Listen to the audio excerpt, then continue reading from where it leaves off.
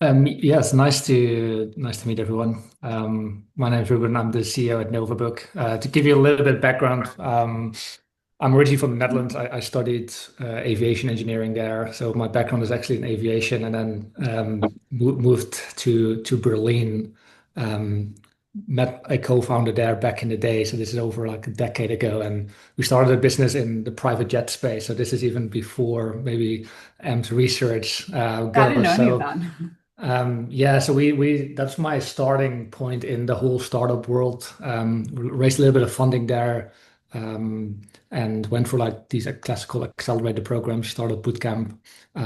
That business never really took off, but that was my starting point in startups with a private jet business. Did that for a little bit, then moved to London and met these guys, Stephen and Lucas, who just were building on Seneca Learning, which is an education revision homework platform, and they just had like the first version ready. So I joined them as their head of growth, sort of pre-revenue, to kind of get that business off the ground and led the sales and marketing side of that business for several years. And that business then grew to now it has 50 million users, several million in revenue, like a very good team. Business got acquired as well in sort of the mid eight-figure range, and we've kind of seen that journey. I left Seneca, spent a year in venture capital, seeing a lot of different things, and then working now again with Stephen and Lucas on something very different, which is in the accounting space. So we basically run the accounting firm for startups, building both software for streamlining processes, but then also obviously selling actual accounting services, so bookkeeping, payroll. So again, I lead like this the commercial side of the business with a small sales team, but we now have over like we have hundreds of clients, so can share a little bit about the sales processes there as well. Yeah. What's the best place to start for founders who have their product ready? They're ready to launch, but they don't have the customer base built out yet. Like if you're finding your first one, five, 10 customers, where's the best place to start?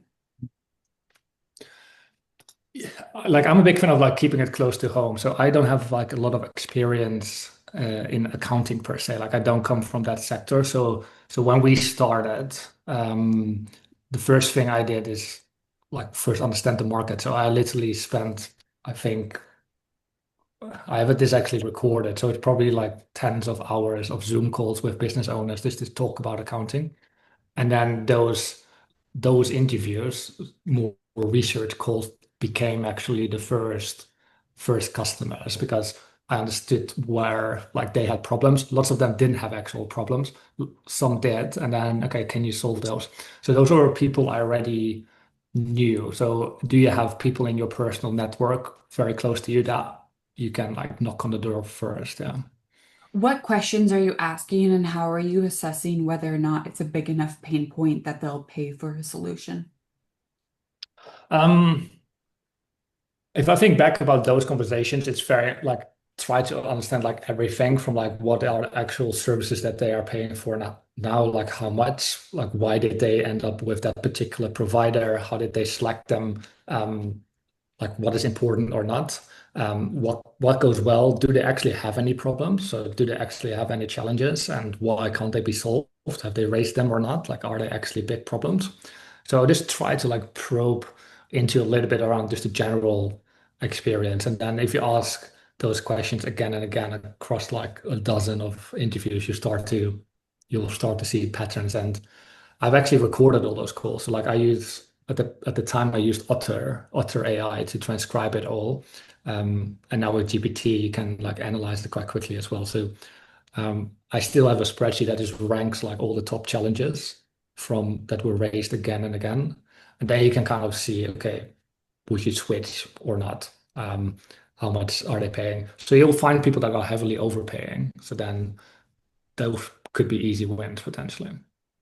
Can you talk us through what like the early days of your sales cycles looked at or looked like for both Seneca and Novabook, and then kind of the like mistakes that were made or lessons learned in that first year or so? So Seneca and it's very different in the sense that it started off, so Seneca is still like a freemium, mainly B2C platform. So it acquires users by having like a brilliant product and there's a lot of virality around it. But those users don't pay. So you have millions of users, but most of them learn for free, which is great, like great social impact as well. Um, and then it's a classical freemium upsell to like on the B2C side. So it's very much like product driven. So the sales arm of the B2C side of that business is more like growth focused, product focused. Like how do you build a great product and look more at analytics? Um, During COVID, actually, so a few years back, that changed a lot where the incentive to like study during COVID was pretty much nihil because exams were canceled. So nobody's paying for like education either, which is kind of a weird behavior, but that tends to actually happen. So during that time, like schools got more interested. And I think picking up signals where you might have different revenue streams not necessarily a mistake, but it's quite interesting to like monitor that quite quickly. And I remember that the first schools very much knocked on our door from like support. So I did the support as well on the side, and you just see like, oh, schools are interested in buying something, but there was no offering at all. We didn't sell B2B. So that's where like slowly sort of the B2B arm started to emerge, where Seneca now sells both B2B and B2C. So they have multiple revenue streams. But picking up that quite quickly or early would have been interesting, I think. And then that build out, and now it's like a very, very healthy revenue stream for both sides. But that's quite interesting when you have like a lot of users to see, okay, what opportunities are there. What's different with Novabook though is that if you have a product and the product sells itself, that's quite helpful. So you just sell based on data. With Novabook, you don't have that, and it's very trust-based. Like accounting is very like relationship-based. Give all your financial data. It's very hard to assess a good versus a bad accountant from the outset without working with them. So it's very referral-based, but you don't get any referrals if you just starting out because who is referring you? You don't have any clients. So that's kind of like tricky where again, starting close to home, having conversations, building trust is quite important, which was very different with Seneca, where it was very data led. Like there's a lot of free usage. People already love the product. Um, what are your thoughts? Like, I hear such mixed feedback from both scaled founders and investors around freemium models, and like, there's one party that thinks it's like the really good, great path to go. The other party thinks that like, okay, you might be getting a lot of people who are never going to end up paying, and then that kind of push your product roadmap down a route which isn't going to at the end get you where you want to go. For those founders that are going down the freemium path, like are there startups that you think are not a good fit for freemium versus ones who are? And like, how do you make sure that your freemium product will eventually sell to the right target audience? Yeah, so like it really depends where you want to get to with your business, I guess. So if you are like very ambitious and have like unicorn like ambition to really like you want to build like $1 billion company and doing the freemium route, like I've done these calculations in the past, and I think in most sectors, if it's B2C, you need around like 50 million users to really get to a valuation like that. So then you look at like the UK as a market, in like which sectors can you even like are there even 50 million people? Like it just doesn't exist like pretty much. So um so even Seneca, they have 15, so 15 rather than 50. Um and even more probably now. It's just like you have a big business, but it's not like humongous. So it's kind of like, okay, if your ambition is unicorn size, it only really works in the biggest market. So you need to be in the US, for instance, or in Asia. Otherwise, it just the model doesn't work. You get a lot of free people because the conversion rates are just so low. There will be like indeed single digits. So what you'll see in practice is that most people that say they have a freemium product, they don't really. Like they just have like a free trial. And after some point, you kind of like hit a roadblock and you have to start paying for it. Mhm. That could work. I think freemium is very interesting, especially for education, where you give access to tools where people that could not afford it otherwise still have access to it. So that's like the brilliance of it. Right. But from like a pure financial model might not be might not be like the best play necessarily. So it really depends on the market and sector if you really want to go big, I guess. That makes sense. Um, when it comes to referrals, where's the best place to start? You mentioned like it's really hard to start a referral-based business as a startup. What's like the game plan that you had with Novabook at the start? I think the best thing is like do an amazingly good job, obviously, and then your clients should be very happy and do everything to keep them happy, and then hopefully they will refer some clients. That's like obviously the basics. But then there are different ways of you could look at referrals from okay, which bucket do you have? You might have clients, you might have different stakeholders in the industry. It could be like different partnerships. So, for instance, we look a lot at accelerated programs. So, how how could you, as an accounting firm, work with startups that go through an accelerated program? Like, what's the incentive for an accelerated program to refer them to you versus any of the other 40,000 accounting firms?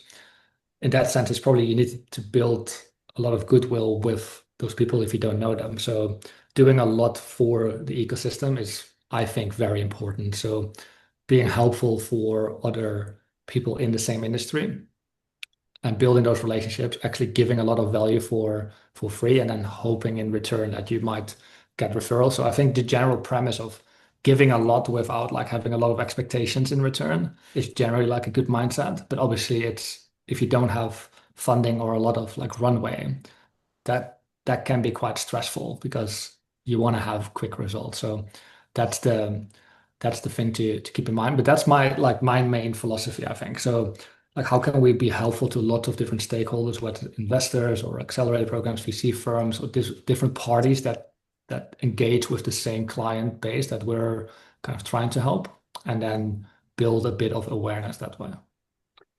Oh, at what point, Ruben, did you sit down and create a like proper sales funnel with specific processes and scripts? Was there a certain customer count that you had before formalizing that process?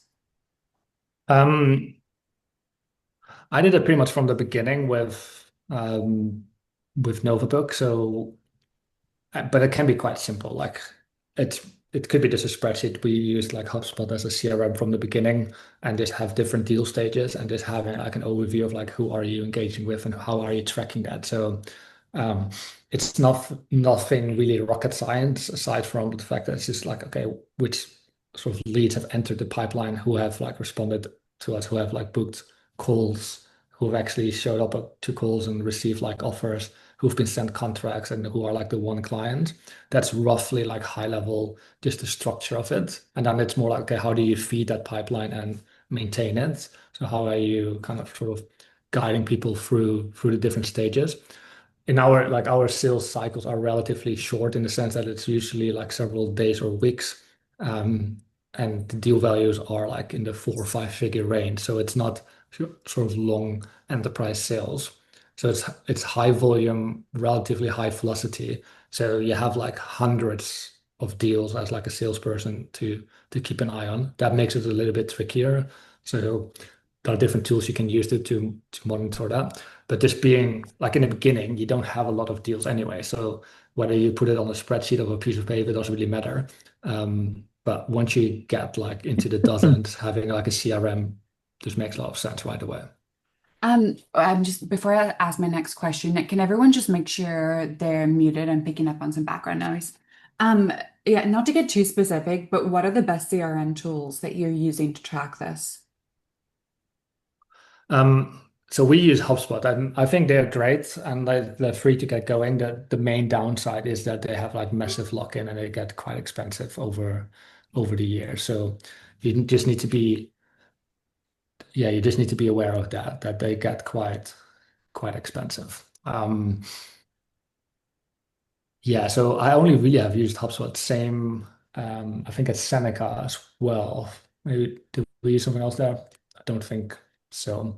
So, and the private jet business used the same thing there. So I think HubSpot is actually a brilliant example of like how they build awareness among like startups pretty much everywhere from like a long time. So that's what I view. So I haven't really tested different ones, but there are many that are very similar, like Pipedrive, very similar. That I've seen and work with like consulting clients. But yeah, so I don't really have like strong opinions on like what's the best CRM. Yeah. This is a random question, but I'm really curious. Out of the customers in like private aviation at tech, where you're probably working with like parents and then business owners, what's the hardest group to sell to? Like if you're on a sales call, which customer profile is the hardest? I guess very different. So parents is quite tough in the sense that most families on average just don't have a lot of budget, like additional budget is to spend left and right? So it has to be, you have to have a really strong offer to like convince the average like UK family to invest in your product. Same with schools. It's very like budget conscious. So how do you create so much value and trust upfront that you will deliver value? In the private jet thing, the problem is very different. It's more in the sense that assume you're like a student and you're not from that world, right? Like you just graduated from university, you're not from that sector. Your dad is not like some high net worth individual. You don't know these people. How do you get in touch with them? Like, like that's the hardest part, really. Like, um, at least that's what I found at the time. So like, how do you go to the right communities, private lounges? Like, how do you build relationships with people that you're so far attached from? Um, I think that's like it's obviously these challenges are very unique per sector, but that's yeah, I remember that being like quite a big struggle. Like high net worth individuals, you can't really advertise to them. You're selling like a very expensive product. You need personal relationships. How do you reach these people? Where do you find them? And it's also like probably even more trust is required than the other two businesses for aviation safety matters too. Um, no, that it's just interesting because it's like three totally different customer segments. So if you're in a conversation cold with a new lead, like let's say you're jumping on a cold call with someone, where do you start the conversation? So like I assume usually they will have some interest in like taking a call. So it's a good starting point is usually unpicking that. I tend to like start calls with like very simple questions. Um, Literally like how are you doing? Where are you based? Like how did you find out about this? If it's like pure cold, you probably know like you're the reason reaching out. But if they come to you, those questions are pretty standard in every call. And the reason to ask them is just to get the other people, like the other person at ease a little bit, rather than going straight into the point. It also avoids sort of starting to talk about things that don't really matter. Some people have endless conversations about the weather. I try to avoid that. Some people like try to like get the name right of the third person, but then you like sort of risk offending them. So just keeping like two or three simple questions that actually give you some context. So asking like, how did you hear about us is very important because it gives a lot of context. But from there on, it's very much how do you like what is the reason that this person is showing up to the call, right? And that gives you probably a lot of ammunition to like steer the conversation into that direction just to unpick it. Do they know everything about you already and they just want to know the features? Probably not the case in most calls. It's more like they probably have some challenge. But what is it? Is it pricing? Is it somebody made a mistake? What are they frustrated about? If you can unpick that, you can steer the conversation around it. I think the worst thing to do is to start pitching your standard pitch and just hope they eat it. But you might miss everything that was like, important to them. Are you saying anything specific in the first few minutes of the call, either about yourself or about the company, to establish like, some form of like, credibility? Um, we don't really have like a super this is the script we follow. We do have certain key points that we want to highlight. For instance, like if you work with Novabook, you do get like amazing accountants to work with, but we also build our own amazing software that streamlines everything. Like if you, but you want to kind of highlight or like kind of get a feeling, does the person even care about the software? Or do they care about the accountant more? Like, are they more interested in having like a personal relationship with somebody, or are they more like, I always want to have it very streamlined and automated and don't really have many Mali, questions? Um, it's raining all of. Sorry, I think no worries. someone was Yeah, not yeah. on mute. So, so it's not very like structured, but we have like quite key points, key questions that we need to understand from at Novabook. Like we need to understand the complexity in a business very quickly. So there are many different sectors that clients might operate in, many different activities, but then also what does the business do? Like, is it one person versus like 100-person business? Are they VAT registered or not? Do they have payroll or not? Where do they operate? How do they sell? How do they make the product and services? So you have like a lot of um, points to like go through in like 30 minutes quite quickly to understand the business, which can be quite a challenge. So how do you both understand the business as well as sell yourself, like your services? But I think by understanding your business quite quickly, you kind of build that rapport with somebody. Like, okay, sort of repeating what they're saying in your own words, making sure you understand how their business operates, tends to give people a lot of trust, I'd say, and that helps. For both B2B and B2C customers, how are you working out how much budget they have? Um, Yeah, we don't. So if you, there are like these standard qualification frameworks you can use. We use one that is very close to something that's called Rampact, but there are many different like sales qualification frameworks, and oftentimes like budget is one of them. Um, with Novabook, we try to offer like the most competitive prices and still offer like high quality services.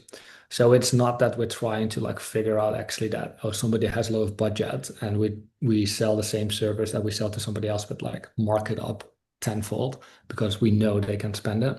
So we by default try to price very competitive. So the budget thing is not necessarily something we're tapping into. We're very much like being transparent about this is what it costs as an approach. Then if somebody is like, okay, that's still quite pricey, you start to become a little bit more creative in the sense that can you unpack the services? Do they need everything right away at the start? Is there something to begin with that is cheaper and then we add on additional services later down the line? So can you tailor it more to like a specific person's budget? Um, so it's hard to like get them to find additional budget, especially if you're selling to like SMEs or like startups. With enterprise it might be different, but that's kind of like the approach. Like, can you be creative in the proposal, the offering, make it a little bit cheaper for them, but don't just give like discount and stuff like that. Makes sense. Um, for I want to move on to like scaling the processes involved in scaling as well. But I guess my last question on kind of the early days would be um, when you're the founder, right, and you can change the product roadmap, you can add features, and you can like really shape it around customer feedback. How do you make sure you're selling, or I guess like to what extent should you make sure you're selling the product you actually have versus what you could have in the future, and like make sure that you aren't just shaping the next 6 months of your product roadmap to fulfill like one potential customer's needs? Yeah, this is always very tricky because especially at the beginning, you have so little, like you have very few data points. So if somebody has like a strong opinion, you easily like fall in the trap of like we need to Mhm. build that for everybody else. Um, I think the main mindset to keep or like the view to keep in mind is to like try and sell the outcome and see if you can fulfill that. So for instance, we're building a lot of like software in the background, but it takes years to like get everything that we have in mind done. So how can you still deliver the services without necessarily, let's say there's no software at all. So you could do everything manually, for instance. Most people don't necessarily care whether a outcome is delivered in a particular way. They just want to have the outcome that you've promised them. So that could be like product or like sort of concierge style MVP manually. So that's interesting because if you do it that way, you'll start to see the actual problems that people have and what they actually care about. It's very easy to like, I guess, build a lot of things, build a product, and then bring it to market, and then hope you were right. Um, I think with Seneca, for instance, like in hindsight, a lot of money was invested in building like the first version, and that then went very well. But what most people don't know is that there have been like academic studies, like actual randomized controlled trials with schools that had very MVP-ish iPad only sort of setups to test, is there some engagement? Is there some data? So getting some early signs that you're actually on the right path is very important, and not skewing that by just one strong opinion. You just need to keep that in mind because you might just literally waste a lot of time. So I guess getting a lot of different data points, but also can you already deliver stuff manually and then learn from that? That's quite helpful.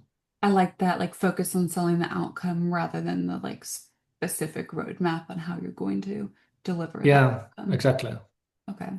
Um, when it comes to sales pipelines, how do you decide when to double down on one versus when to allocate a percentage of a probably limited budget on a new potential sales channel? So like which channels to sort of prioritize? Yeah, and like if something's working for you, do you double down on that or do you continue to also test new opportunities? Yeah, I think you'll end up with a setup where you kind of have always on channels and then kind of experiments you run on top of that. And then you might have like a small experiment within the channels that already work just to improve it. Um, we have like an interesting thing with Novabook is where there are so many channels that have delivered clients, but it's the key thing is always like what's the one that will like scale, let's say, for many years to come? Like what's the one that's most repeatable? Um, so that's kind of like how I'm thinking about it. Like, how can we do more of the things that work and make sure there is like budget available for it, but also spend enough time in like kind of left field ideas. How do you do it? And that's very tricky. Like, you just have so much time in the day. Like, how are you gonna do all the channels out there? So, for instance, we're experimenting a lot with LinkedIn, but it takes a long time to get organic LinkedIn to really work. Like both consistently posting, finding the right hooks, messaging, not being like a spammer, combining like DMs to it, combining email to it. But how do you do that in a way where you actually hit the right tonality brand and you don't really like annoy people? That's like an art in itself. You can be like, you can build an entire business on like doing that very well. So most of the channels will work, I think, for our sector, this because it's such a big sector. Like so many channels can work, but to make any work, you need to invest so much time in it. And that's the thing. Like, and that's I think for most businesses. If you feel like something works, how like it's so hard nowadays. Like it's so competitive on every level. Like how are you gonna stand out? Like, oh yeah, TikTok will likely work, but do you know how much time people spend on like creating like these 10-second videos? It's actually quite tough to become like the top 1%. And I think that is required in most places to be really good at it. Um, so I think distribution is in most businesses more important than actually the product itself, because Mm. most people nowadays can build something that is similar, but figuring out the distribution is actually quite tough. What do you mean by that, figuring out distribution? Like, how do you actually build the awareness and acquire your customers from nothing, right? Like anybody can build your like product, like they can literally clone it, Yeah. give it enough time and resources. But can you clone somebody's acquisition channel? Like, can you build the same trust? That's actually quite tough. I'm quite curious how like AI and avatars and like fake AI profiles will change this in the coming years. But until now, it's like that's I think if you do that very well, that's what will make your startup scale to the next level. I also think that's going to be like even an additional point of leverage for companies like yours that are referral based. Like it's much harder to find customers at the beginning, as you said, but that's something that like an AI clone company can't rely on. Like, how are they going to compete with a referral business when it's just a tool built on like, um, Bubble or something last night? Yeah, that will be interesting. I just want to say we'll move to Q&A shortly. Daniel's asked a really good question. And so if anyone else wants to ask a question, you can either put it in the chat or ask your question live, which is especially useful if you have a more detailed question. I just have one more question around sales channels. Are there any channels that you see are usually either overlooked or people spend too much time on? Ooh. Um, Spending too much time. Like, I'm not a big fan of like the cold sort of email. Um, and you can spend a lot of time like going to nitty-gritty of it and actually making it work. I'm always surprised how many cold outreach agencies there are and how they keep popping up. But I see very few people actually having nailed that. So that's like one where nowadays where there's so much like spam city going around, how do you do that well? And that's very hard. And people spend a lot of time in personalizing it, but it's actually very creepy. Like, how did you figure out that I was at like a marathon run this Sunday? I don't want you to tell me that. Yeah, I know you looked at my Facebook profile, but please don't. It's not relevant. So I think a lot of people spend a lot of time personalizing it, but they get the context wrong. What is overlooked? I don't know. Like, I think a lot of times it's just getting the basics right. Like, just do things that are competitive, but just be better than the others. Finding I wish there was like this little golden nugget of like that nobody has discovered yet. Um, but kind of going with trends. Makes sense and spending some time in it. But then again, if you know that Google advertising works, maybe just focus on that for the time being rather than like experimenting a lot with TikTok because everybody telling you. Um, yeah, so I'd say pick something, spend enough time on that so that if it didn't work, the conclusion is we didn't do a good job. It's like, no, we did the best possible job and it still didn't work, so the thing doesn't work for us.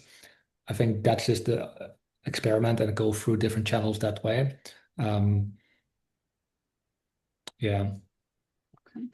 I'll take Daniel's question. This is a really good question. He said, you've mentioned a phone call as a key sales tool. Do you have any insights into navigating past gatekeepers when trying to connect with someone on the phone? So we don't, so we do sales, like we have like calls, a lot of them, but they're actually more calls like this, like Zoom. We use Google Meet for all of them. Um, we don't really do like cold outreach in the sense that we're um, knocking through like list of numbers. So I don't have really experience with that. That said, with Seneca, we've dabbled a little bit into it, but still like lukewarm because you will have a lot of freemium data. So you know Mm. certain schools will have good usage, and it's more like use the phone call to figure out who's the best person to send like relevant information to. Um, yeah, so we like I don't really have a lot of experience with sort of like cold calling and then sort of enterprise sales gatekeeper movements now. What about like in general, just making sure that you're speaking with the right person? Like if you're selling to a larger company and you can't figure out who like the key decision maker is, are there like how, I guess like how would you go about finding out like the right job title of the person you should be trying to contact? Yeah. For Novabook, very easy because we sell to like SMEs, startups. So it's like the CEO, founder in like 99% of cases, and they're Mm. like quite prominent. For education, for instance, is quite different where you might be the way schools work has this is quite interesting from like the value prop changes based on who you sell to. So if you sell to like schools have kind of three levels. You have like classroom teachers, heads of department, so that manage different teachers, and then you have senior leadership team, so that sits on top of like the head of department. Well, a classroom teacher just cares about engagement. So when they knock on the door, when you talk to them, you want to like talk about actually students that currently aren't doing any of their homework. They will do more than that. That's kind of the problem you're solving for them. Whereas with heads of department, the problem changes. It's not necessarily I want some engagement. Is I want to spot patterns that are different within a classroom. So boys versus girls, or classroom A versus classroom B in the same teacher, or teacher A versus teacher B. How are they performing different? Whereas with SLT, like senior management, they care about like government reporting. Like how are you differentiating among students in the school? How do you monitor that? How do you improve that?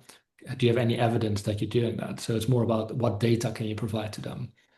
So that's more like the value proposition changes very quickly based on who you talk to. So you need to figure that out, which I only figured out after so many calls that people care about different things. But then also a teacher won't have really budget, but they might be able to introduce you to like the head of department that does have budget. Or if that person doesn't have, there might be a different department that has. So like how do you go from one person to the other? So generally when you speak to somebody and it's not like the one making the decision, asking for like introductions to other people is quite smart. If you're just starting out, that's very smart as well when you're doing these research calls, which will eventually become like your first sales. After at the end of these calls, just ask of like, hey, do you know anybody else I should really speak to? And that kind of gets you then the next call. So then you build some momentum quite quickly. What are you doing? I guess you kind of touched on it there, but like, what are you also doing after the first meeting? Like, let's say you have a sales call, you think it goes well. What do you do next? Um,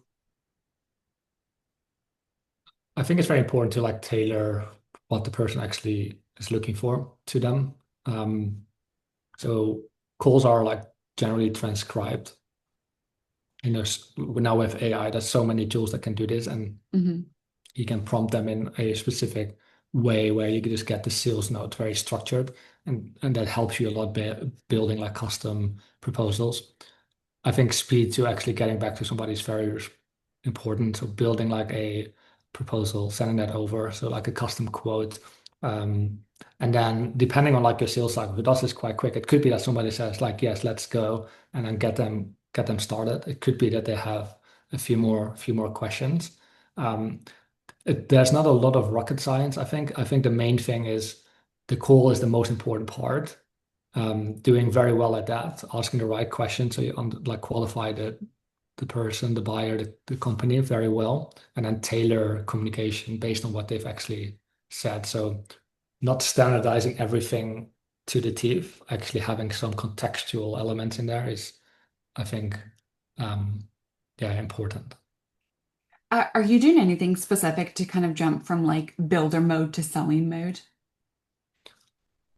I think what is very hard is that these are like very unique disciplines, like marketing, and then sort of generating demand or leads, and then doing the actual sales calls, and then building the product, um, and then having the operations behind it as well. It's very hard to like do all these things extremely well. So I'm not necessarily the best at this. So I'm trying to focus more on like one discipline at the time. So I haven't really found the exact formula. You'll end up doing like wearing so many different hats, but the main thing was quite key in Novabook is that, for instance, Lucas is co-CEO. He manages the engineering team. He just deals with like product engineering design. He's not involved with like sales calls or marketing. So he's very like long-term oriented, has a clear roadmap, doesn't get distracted by sort of the day-to-day. Whereas if you're doing both the sales as well as the product decisions, it's very easy to get skewed by the last five calls you've had where people were very noisy about a certain feature. So separating that out in a way of like having core expertise, I think it's like there's a reason why you end up with sort of silos at large organizations because it's so ingrained at some point. Um, yeah. That's interesting. Um, I got a question from Juan, this specifically about Novabook and your features. From what point do you work with startups? Like, do you help with formation, bank accounts, accountant operations, etc.? Yeah, I find that actually the one of the funnest parts with Novabook where we can literally incorporate a business and then the next person you talk to could like they just raised like 50 million in funding and they're like scaling their team. Um, and I hope over the years that we'll start to see like companies that we've incorporated and kind of guide them all the way there. So that would be pretty cool. So yeah, we start off with incorporation, although lots of founders just do that part themselves as well. And then when we come in, it's more when they want to start doing payroll or VAT filings or actual tax filings. Those are like some key points: funding round support, SCIS, R&D tax relief. But yeah, like it's the entire life cycle of a business. We've now seen clients getting acquired as well, so you literally see it from beginning all the way to like exit, which is quite cool. At what point did you decide to bring in like additional, like make your first sales hire? And what's the right time to do that? Yeah, I guess technically I'm like the real first salesperson that dedicated to it, and then Steven, who manages more the operations, finance, accounting side of the business. In the beginning, he did a lot of sales as well. So together, we we grew it, and then the first person working kind of next to me came a year after we started. So um, yeah, I think it's Novabook started in yeah, literally a year afterward. So um, yeah, kind of the founding team did all sales for a year, and then that got us to like a few like hundreds of clients already. And then what happened is that you just get so busy with calls, then you know it's a problem. You just need more capacity. So that's an interesting, it's generally like an interesting dynamic in our like in the service business because any service business has this problem where you focus on acquisition because you don't have enough clients, then you find the clients, and now you're like, I don't have enough people to actually serve the clients. So Mhm. you focus on finding more resources to serve the clients, whether you're a marketing agency or accounting firm, it's all the same. But then you now have all these people, and then the projects finish, and it's like, okay, what are they now gonna do? So you need more clients again. So it's like this never-ending dynamic. Um, so you want to monitor that. In the beginning, you don't really know when it is, but once you've done it long enough, you kind of see, oh, this is how much one salesperson can manage. This is how much one marketeer or accountant or lawyer can manage. So then you can plan for that. Yeah. So we did a year with just like sort of scrambling away at it. What's the best way you found of training your first sales cycle?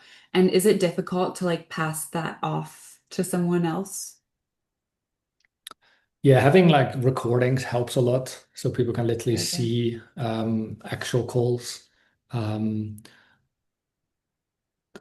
Having like very good hiring processes is important. Getting a grasp of like, can somebody quickly learn the technicalities of the product or service that they're selling? Especially in our sector, you don't necessarily need to be an accountant, but you need to know a lot about accounting. So can you learn very quickly the intricacies of a product? It could also be the problem if you have a very technical product, like do you understand the ins and outs of it? So so learning is very important, which you can kind of hire for, or you need to hire somebody that has that experience already. And then the other thing is like how good are they with other people, like building rapport, understanding the context, asking the right questions, setting discipline in like maintaining a CRM, maintaining good notes, following up with people, a certain style of communicating. Does that fit with your style? So these things are trainable. So there's a lot of feedback, and we're with a small sales team, we're still like streamlining it. What's the best way to do it? So for instance, we do like weekly sessions. We review each other's work a lot. Um, and that helps. And we get each other involved when things are complicated, so you can learn from it. So it's not the first time you see it in real life. It's like, okay, how can you do a lot of scenarios and kind of mimic sales calls? And um, I've even created like a voice AI agent that you can just it just mimics clients. So you just have a call with a client. So a lot of tools out there that you can use to for sales training. That can pretend to be like an annoying client or like an angry person or like very complicated. And then how do you deal with that? Which could be quite, it's good for like hiring, but Yeah. also for actual training. That's so interesting. What's the name of that tool? So VAPI is one that I've been playing around it. So VAPI. The API. Okay. That yeah, but there are like a lot of other tools. You pretty much just need like a voice agent that you can prompt a little bit. Nice. Okay, got a question from Fawad. The question is, in founder-led sales, is it more effective to run the first discovery call solo as the founder or to bring other team members along and split the discovery questions? I usually take the first call myself, but I'm wondering if involving the team earlier creates more impact. It's, I think it depends a lot if who you're selling to. If it's more enterprise and if the other side of the table rocks up with like five people, then maybe it makes sense to bring a little bit more ammunition to the team as well and like to the call and like have a few other people in there. Um, we rarely do this. We rarely do this, to be honest. So I think it helps if you have the founder title at the start and um, or like a C-level, like as the CEO, that gives you a little bit of like fake importance in a way. Um, but that's not very scalable. At some point, any salesperson and pretty much anybody with any title should be able to do it. Then you really have like a repeatable system. So you want to steer away from that. But in the beginning, like why not? If you think it is helping the deal close quicker, why not have like more people on the call if you can afford it at that point, especially if you're in a situation where you don't have enough customers or clients. Um, so some people care about that and can also be very culturally different. Got a question from Dib. He's asked, how many meetings should you target to close for small ticket, around like £5 per person per month, productivity tech? It's AI SaaS targeting CTO and engineering leaders. So if it's like £5, like typical SaaS B2C kind of model or like B2B, but like SaaS subscription where it's like self-serve, I'd say zero meetings. Like ideally, you should aim for like self checkout, and the messaging on the website should kind of um, like deal with it. If it's like £5 per person, but they're buying for like hundred of people, then that obviously changes. That changes a little bit, and then it really depends on like ideally one. So if anything is in like four figures on an annualized basis, so you sell less than 10K to a client on an annualized basis, I think you should be able to do that with one call because otherwise it just gets quite expensive and you need a lot of those clients to build a big business. So if you do a lot of calls per customer, it just like adds so much cost to it. Um, so you kind of, I think as a rule of thumb, you can kind of look at like what's the annual deal size that you're selling to a client. If it's like less than 10K, aim for like one with most. If it's less than 100, even 1,000, can you just sell this offline or like fully online, actually? I mean, if it's above 10K, so there's a lot of budget involved, 100K plus, yeah, then this justifies several meetings. But that might is maybe a rule of thumb a little bit there. So look at like how valuable is that actually? I have one last question, and then we have time if anyone else here has another question. We can probably fit in one more. Last question, or probably last question from me. Let's say you have the first meeting, you've sent a follow-up with the custom quote, and then you're kind of pinging back and forth with the customer, but you see things slowing down, and you can't quite finger point what the cause of the lead going dead.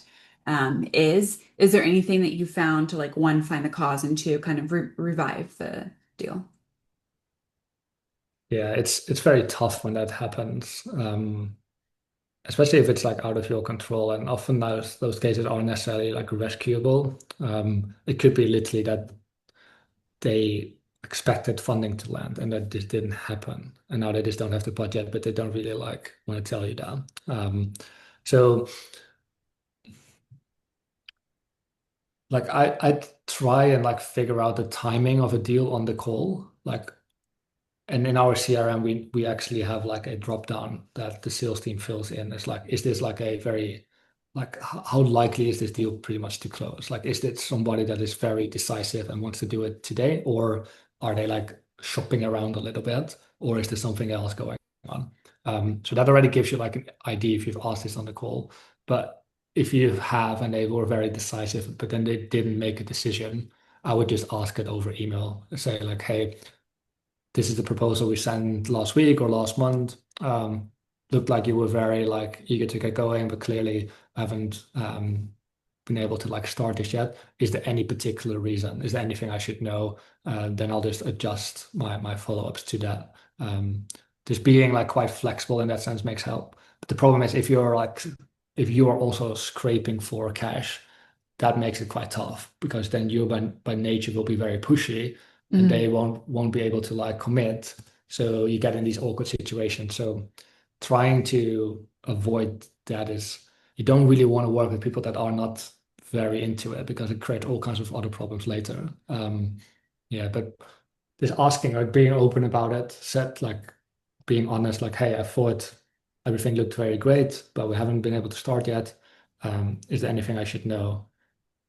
And then people will often actually say like, oh, actually, like we're just waiting for the contract to expire. Like the notice period was way longer than we thought, or yeah, funding didn't come through, but it should land in the next month. And it's like, okay, great. Now you have like the right time to follow up.